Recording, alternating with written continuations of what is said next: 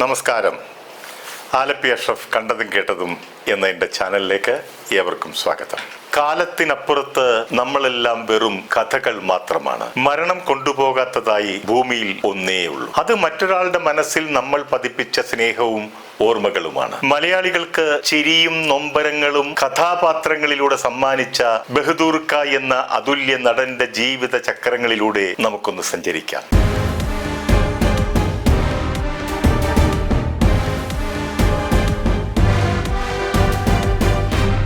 പ്രേക്ഷകരെ തന്റെ അഭിനയ സിദ്ധി കൊണ്ട് ചിരിപ്പിക്കുവാനും അതേപോലെ തന്നെ വേദനിപ്പിക്കുവാനും കഴിവുള്ള ഒരു നടനായിരുന്നു ചാർലി ചാപ്ലിൻ. മലയാള സിനിമയിലും അത്തരത്തിൽ ചിരിപ്പിക്കുവാനും കരയിക്കുവാനും കഴിവുള്ള ഒരു ഹാസ്യ നടനായിരുന്നു PK കുഞ്ഞാലു എന്ന Bahadur. Black and white Malayala cinema കാലഘട്ടത്തിൽ ബാസി ബഹദൂർ, SP പിള്ള ബഹദൂർ എന്നീ കോമ്പിനേഷനുകൾ സിനിമാ തിയേറ്ററുകളെ ചിരിയുടെ പൂരപ്പറമ്പുകളാക്കി മാറ്റിയിരുന്നു. ഇന്നിപ്പോൾ സിനിമയിൽ ഒരു കോമഡി സീൻ കണ്ടു കഴിഞ്ഞേ ആളുകൾ ചിരിക്കാറുള്ളൂ. അക്കാലഘട്ടത്തിൽ അവർ സ്ക്രീനിൽ പ്രത്യക്ഷപ്പെടുമ്പോൾ അവർ വായി തുറക്കും മുമ്പേ തന്നെ പ്രേക്ഷകർ ഒന്നടങ്കം ചിരി തുടങ്ങും. പ്രേക്ഷകരിൽ അത്രത്തോളം ഇവരുടെ തമാശകൾക്ക് മുൻവിധിയും സ്വാധീനവും ഉണ്ടായിരുന്നു. ബഹദൂർ ചിരി ഉണർത്തുന്ന വെറുമൊരു നടൻ മാത്രമായിരുന്നില്ല, അദ്ദേഹം നല്ലൊരു സ്വഭാവ നടൻ കൂടിയായിരുന്നു. മറ്റെല്ലാ കൊമേഡിയന്മാരെക്കാളും നൊമ്പരപ്പെടുത്തുന്ന രംഗങ്ങളിൽ സ്വാഭാവികത കൂടുതൽ ഉണ്ടായിരുന്നത് ബഹദൂർ എന്ന നടന് മാത്രമായിരുന്നു. കടൽപ്പാലം എന്ന ചിത്രത്തിലെ അപ്പു എന്ന കഥാപാത്രവും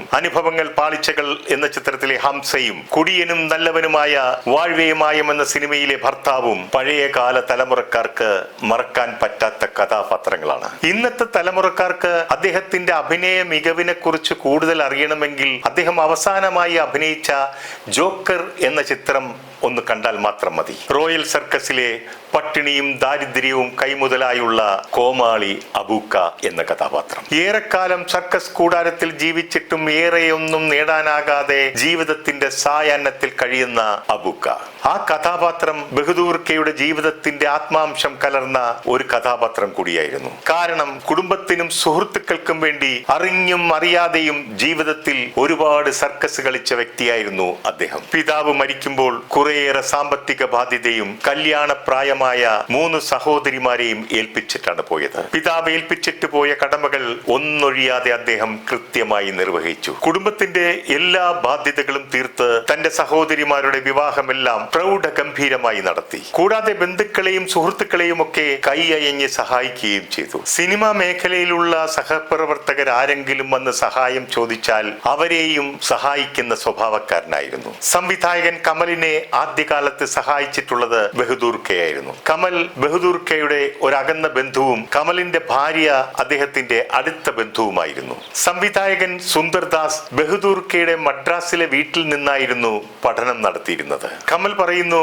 ഞാൻ പലപ്പോഴും ബഹദൂർ കയെ കാണാൻ ചെല്ലുമ്പോഴൊക്കെ സുന്ദർദാസ് അവിടെ ഉണ്ടായിരിക്കുമെന്ന്. ഞങ്ങൾക്ക് മിക്കപ്പോഴും ഒരുമിച്ചാണ് അവിടെ നിന്ന് ഭക്ഷണം തന്നിരുന്നത്. ബഹദൂർ കയുടെ കൗമാര യൗവന ജീവിതകാലം ദുഃഖവും ദുരിതവും നിറഞ്ഞതായതിനാൽ മറ്റുള്ളവരുടെ പ്രയാസവും ബുദ്ധിമുട്ടുകളും ഒക്കെ അദ്ദേഹത്തിന് പെട്ടെന്ന് മനസ്സിലാകുമായിരുന്നു. കോളേജ് പഠനം പൂർത്തിയാക്കാതെ ബസ്സിലെ കണ്ടക്ടർ പണിക്ക് പോയിരുന്നു. എന്നാൽ അപ്പോഴും നാടകാഭിനയം ഉണ്ടായിരുന്നു. നാടകത്തിലെ മിന്നും പ്രകടനമായിരുന്നു അദ്ദേഹത്തെ സിനിമയിൽ എത്തിച്ചത്. സിനിമയിൽ 1-2 ചെറിയ വേഷങ്ങൾ ലഭിച്ചിരുന്നുവെങ്കിലും തിക്കുറിശി വഴിയാണ് പുത്രധർമ്മം എന്ന സിനിമയിൽ നല്ലൊരു വേഷം ലഭിക്കുന്നത്. അന്നത്തെ തിരുവനന്തപുരം കളക്ടർ PK അബ്ദുള്ള ബഹദൂർ കയുടെ ഒരു ബന്ധുവായിരുന്നു. തിക്കുറിശിയുടെ സഹോദരി ഓമന കുഞ്ഞമ്മ അവിടുത്തെ ഡെപ്യൂട്ടി കളക്ടറും. ആ ബന്ധമാണ് സിനിമയിലേക്കുള്ള കടന്നുവരവിനെ സഹായിച്ചത്. തിക്കുറിശിയാണ് കുഞ്ഞാലു എന്ന പേര് മാറ്റി ബഹദൂർ എന്ന പേര് നൽകിയത്. പുത്രധർമ്മം എന്ന സിനിമയിൽ അഭിനയിക്കുമ്പോൾ പിതാവിന് എഴുതിയ ഒരു കത്തിൽ ഇനി മുതൽ പുത്രധർമ്മം നിർവഹിക്കുമെന്നെഴുതിയത്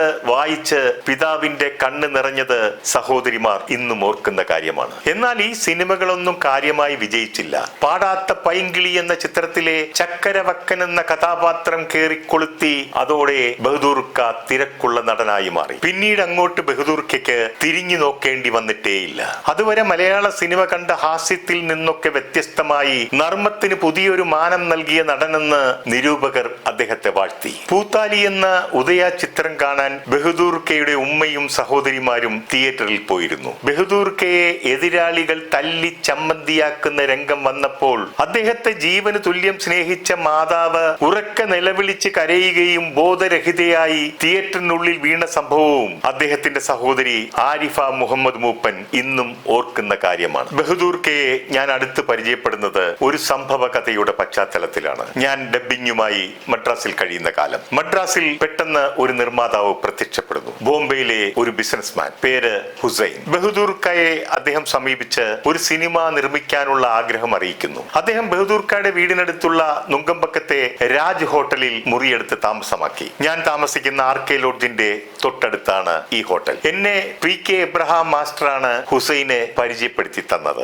സംവിധായകൻ മോഹനെ വെച്ച് പുതിയ പടം നിർമ്മിക്കാൻ വന്ന നിർമ്മാതാവ് എന്നാണ് പറഞ്ഞത്. ബോംബെയിലെ വലിയൊരു ബിസിനസ്മാനാണ്. ബഹദൂർ കെയാണ് അയാൾക്ക് വേണ്ട എല്ലാ ഏർപ്പാടുകളും ചെയ്തിരിക്കുന്നത്. മോഹന് ഒരു വലിയ തുക അഡ്വാൻസായി ചെക്ക് നൽകിയിട്ടുണ്ട്. അയാൾ ഞാനുമായി പരിചയപ്പെട്ട ശേഷം അയാൾ എന്നെ അയാളുടെ റൂമിലേക്ക് കൂട്ടിക്കൊണ്ടുപോയി. റൂമിൽ വെച്ച് അയാൾ എന്നോട് പറഞ്ഞു, എനിക്ക് ബോംബെയിൽ വിസ കച്ചവടമാണ്, കുറെ പണം എനിക്ക് കിട്ടിയിട്ടുണ്ട്, അത് പോയാലും പ്രശ്നമില്ല, ഒരു പടം എടുക്കണം. എന്നിട്ട് എന്നെ ഒരു ബാങ്ക് പാസ്ബുക്ക് തുറന്നു കാണിച്ചു. അതിൽ പല ലക്ഷങ്ങളും വന്നു ചേർന്നിരിക്കുന്നത് എനിക്ക് കാണാം. ബാലൻസായി 20 ലക്ഷത്തോളം രൂപയുമുണ്ട്. അന്നത്തെ കാലത്തൊക്കെ നല്ലൊരു പടം എടുക്കണമെങ്കിൽ 8 ലക്ഷം രൂപയൊക്കെ ധാരാളം മതിയാകും. ബഹദൂർ കെക്ക് അഡ്വാൻസ് തുക കൂടാതെ തൽക്കാല സഹായമായി നല്ലൊരു തുകയും ചെക്കായി കൊടുത്തു. എല്ലാം ബോംബെയിലെ ചെക്കാണ്. അന്നത്തെ കാലത്ത് ഒരു ചെക്ക് ബോംബെയിൽ നിന്നും പാസ്സായി വരണമെങ്കിൽ ഏറ്റവും ചുരുങ്ങിയത് 10-15 ദിവസത്തോളം എടുക്കും. എന്നോടും അയാൾ വളരെ അടുപ്പവും സ്നേഹവും കാണിച്ചിരുന്നു. പുതിയ പ്രൊഡ്യൂസർ വന്ന് താമസിക്കുന്നു എന്നറിഞ്ഞപ്പോൾ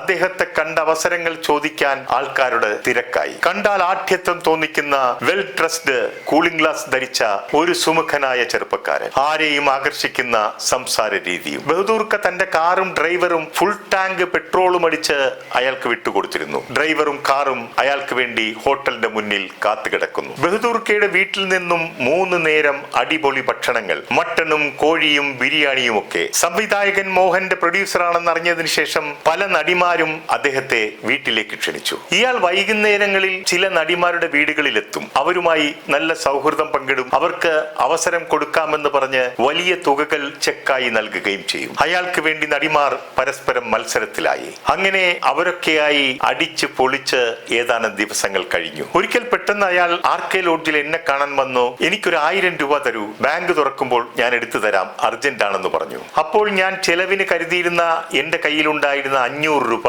അയാൾക്ക് നൽകി. അടുത്ത ദിവസം ഞാൻ അയാളെ കാണുവാനായി രാജ് ഹോട്ടലിലേക്ക് പോകുമ്പോൾ ഹോട്ടലിന്റെ എതിർവശത്തുള്ള ഒരു മലയാളിയുടെ പെട്ടിക്കടയിൽ നിന്നും ഒരു സോഡ നാരങ്ങ കുടിക്കുവാനായി ചെന്നു. കടക്കാരൻ എന്നോട് ചോദിച്ചു, നിങ്ങൾ ഹുസൈനുമായി നിൽക്കുന്നത് കണ്ടല്ലോ, പരിചയമുണ്ടോ ആളിനെ എന്ന്. ഞാൻ തിരിച്ചു ചോദിച്ചു, നിങ്ങൾക്കറിയുമോ അയാളെ എന്ന്. കടക്കാരൻ എന്നോട് പറഞ്ഞു, എന്റെ വീടിനടുത്തുള്ള ആളാണ് മൂപ്പര്. ഈ അടുത്താണ് ജയിലിൽ നിന്ന് ഇറങ്ങിയത്, വലിയ ക്രിമിനലാണ്, സൂക്ഷിക്കണം. ഞാൻ പറഞ്ഞെന്ന് പറയല്ലേ എന്നുകൂടി പറഞ്ഞു. ഇത് കേട്ട ഞാൻ ആകെ ഷോക്കായി തരിച്ചു നിന്നു. ഉടൻ തന്നെ ഞാൻ അയാൾ താമസിക്കുന്ന ഹോട്ടലിലേക്ക് വെച്ച് പിടിച്ചു. റിസപ്ഷനിൽ എത്തിയപ്പോൾ അവർ പറഞ്ഞു അയാൾ മുങ്ങിയെന്ന്. 8-10 ദിവസത്തെ വാടകയും തരാതെ അയാൾ കടന്നു കളഞ്ഞുവെന്ന്. റൂമിനുള്ളിൽ ഒരു പെട്ടിയും കുറച്ച് പഴന്തുണികളും മാത്രം.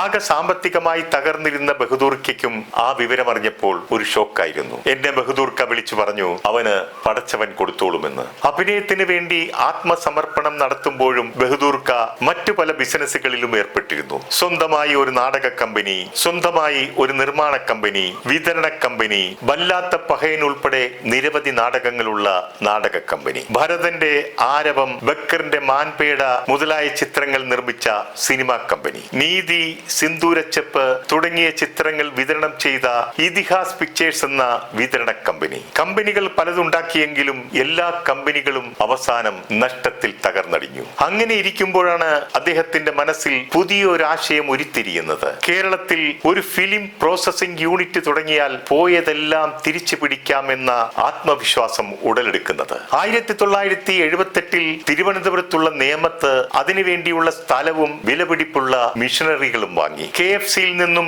8 ലക്ഷം രൂപ ലോൺ എടുത്ത് സിനിമ ലാബിന്റെ ജോലികൾ പൂർത്തിയാക്കി. അദ്ദേഹത്തിന്റെ black and white lab തുറക്കാറായപ്പോൾ Malayala cinema colour സിനിമയിലേക്ക് മാറിക്കഴിഞ്ഞിരുന്നു. ഇടിവെട്ടിയവന്റെ തലയിൽ പാമ്പ് കടിച്ചു എന്ന് പറഞ്ഞതുപോലെ ബഹദൂർ കെയുടെ ബ്ലാക്ക് ആൻഡ് വൈറ്റ് ലാബ് ഉപയോഗശൂന്യമായി. KFCയിൽ നിന്നും കടമെടുത്ത 8 ലക്ഷം രൂപ പലിശയും മുതലും ഉൾപ്പെടെ 44 ലക്ഷം രൂപയായി മാറി. അക്കാലത്ത് 44 ലക്ഷം രൂപ എന്ന് പറഞ്ഞാൽ ഇന്നത്തെ ഏകദേശം 44 കോടിക്ക് സമമാണ്. ഒടുക്കം മിഷനറികളും സ്ഥലവുമൊക്കെ KFCക്കാർ ജപ്തി ചെയ്തു കൊണ്ടുപോയി. അങ്ങനെ അദ്ദേഹം തുടങ്ങിയ എല്ലാ ബിസിനസ്സുകളും അദ്ദേഹത്തിന് ഒരു ബാധ്യതയായി മാറി. തികഞ്ഞ ഒരു കലാകാരനായിരുന്ന ബഹദൂർ കെക്ക് ബുദ്ധിമാനായ ഒരു കച്ചവടക്കാരനാകാൻ കഴിഞ്ഞിരുന്നില്ല. അതാണ് ഞാൻ ആദ്യം പറഞ്ഞത്, ജോക്കർ എന്ന സിനിമയിലെ കോമാളി അബുവിന്റെ കഥാപാത്രം ബഹദൂർ കെയുടെ ആത്മനൊമ്പരം പേറുന്ന കഥാപാത്രമാണെന്ന്. ഇങ്ങനെയൊക്കെ ആണെങ്കിലും ബഹദൂർ ക നന്മ നിറഞ്ഞ മനസ്സിന്റെ ഉടമയായത് കൊണ്ടാകണം അദ്ദേഹത്തിന്റെ മക്കളെല്ലാം ഇന്ന് ഉന്നത നിലയിലാണ്. 2 ആൺമക്കൾ അമേരിക്കയിലാണ്. നസീർ സാറിന്റെ ആകസ്മികമായ നിര്യാണം ബഹദൂർ കെയെ മാനസികമായും ശാരീരികമായും ആകെ തളർത്തി. സാറിന്റെ ബോഡിയോടൊപ്പം തിരുവനന്തപുരത്ത് പോയി വന്നപ്പോഴാണ് പക്ഷാഘാതം സംഭവിച്ചത്. പിന്നീടുള്ള വിശ്രമ ജീവിതത്തിനിടയിലായിരുന്നു അദ്ദേഹം ജോക്കർ എന്ന സിനിമയിൽ അഭിനയിച്ചത്. ജോക്കറിന്റെ ഷൂട്ടിംഗ് കഴിഞ്ഞാൽ ഉടൻ അദ്ദേഹത്തിന് ഒരു ഗൾഫ് പര്യടനം ഉണ്ടായിരുന്നു. അദ്ദേഹം ലോഹിദാസിനെ വിളിച്ചു പറഞ്ഞു, എന്റെ ഡബ്ബിങ് പെട്ടെന്ന് പൂർത്തിയാക്കണമെന്ന്. എന്നാൽ എഡിറ്റിംഗ് പൂർത്തിയായിട്ടില്ല, ഇക്ക പോയിട്ട് വന്നിട്ട് ഡബ്ബ് ചെയ്യാമെന്ന് പറഞ്ഞപ്പോൾ അദ്ദേഹം സമ്മതിച്ചില്ല. മനുഷ്യന്റെ കാര്യമാണ്, ഒന്നും പറയാൻ പറ്റില്ല എന്നായിരുന്നു മറുപടി. എന്തോ പന്തികേട് തോന്നിയ ലോഹി ജോലികൾ പെട്ടെന്ന് തീർത്ത് ഡബ്ബിങ് പൂർത്തിയാക്കി. 2000 മെയ് 19 അദ്ദേഹം ഗൾഫിൽ നിന്നും തിരിച്ചെത്തി. മെയ് 21 തീയതി രാത്രി ബന്ധുവായ ഡോക്ടർ ഫസൽ ഗഫൂറുമായി ദീർഘനേരം സംസാരിച്ചു. 22 രാവിലെ ദിനചര്യകൾ കഴിഞ്ഞ് ചായ കുടിച്ച് വയറിന് നല്ല സുഖമില്ലാത്തത് കാരണം കൂവപ്പൊടി കാച്ചിയത് കഴിച്ചു. അപ്പോൾ തന്നെ അദ്ദേഹം ഛർദിച്ചു. ഉടൻ തന്നെ ആശുപത്രിയിൽ എത്തിച്ചുവെങ്കിലും 3 മണിയോടുകൂടി അദ്ദേഹം എന്നേക്കുമായി കണ്ണടച്ചു. പ്രിയ ബഹദൂർ കെയുടെ ആത്മാവിന് നിത്യശാന്തി നേരുന്നു. കടന്നുപോയ വഴികളും വന്നു ചേരുന്ന മനുഷ്യരും തന്നുപോയ സങ്കടങ്ങളും ഇറങ്ങിപ്പോയ സമയങ്ങളുമൊക്കെ പാഠങ്ങളാണ്. അധികമാരും പഠിക്കാതെ പോകുന്ന പാഠം, നമ്മൾ എങ്ങനെ ആകണമെന്നും എങ്ങനെ ആകരുതെന്നും പഠിപ്പിക്കുന്ന പാഠം. നിർത്തുന്നു. നന്ദി, നമസ്കാരം.